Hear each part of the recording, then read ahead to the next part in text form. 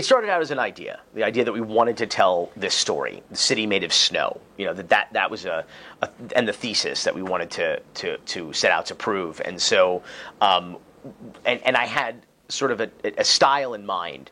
I always called it a mosaic, where we would tell the story through, if necessary, a dozen or more different characters or archetypes. You have a wholesaler, you have a smuggler, you have a hitman, you have a lawyer, you have a police officer, you have a journalist, and each of these individual tiles, these interviews would be individual tiles that you'd then zoom out, and the mosaic would be the skyline, of Miami. The dust would settle on the cocaine wars, and then you'd see Miami, and that would be the real character, if you will, of the story. Kind of very The Wire-esque kind of way of approach. Yes, it's about these characters, but it's really about Baltimore. Like that was how we wanted to always wanted to approach it. That was a question of who were these individuals, because that's one of the most important things about filmmaking. I think we'll probably get into that later, but what we wanted to do is that, different filmmakers have different sort of perspectives, the micro and macro.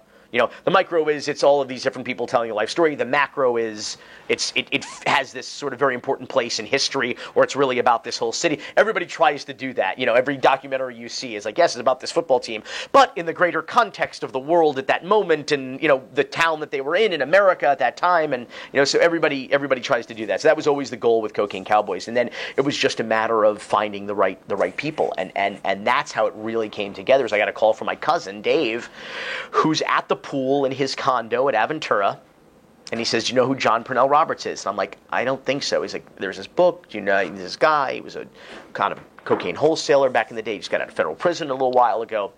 And I call up Alfred, my producing partner, who is an avid reader of all these. He would like spoon feed me, like piecemeal. I would get like Kings of Cocaine or Cocaine Wars or The Godmother or A Man Who Made It Snow. Like he would give me one book at a time. The Jeff Lean book is particularly outstanding. All of them were out of print at the time. We had to go to half.com, and order like 25-cent paperbacks,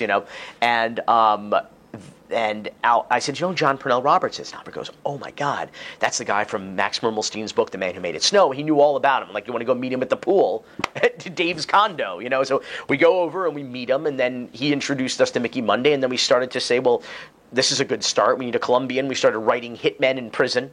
Becoming pen pals with various Colombian assassins, and then reaching out to people like Enda Buchanan and Al Sunshine, who actually, to his credit, when we went to the Florida Moving Image Archive, a glut of the material, other than Mark Potter, was Al Sunshine. And when Alfred first called Al, he said, "I've been waiting for this call my whole life."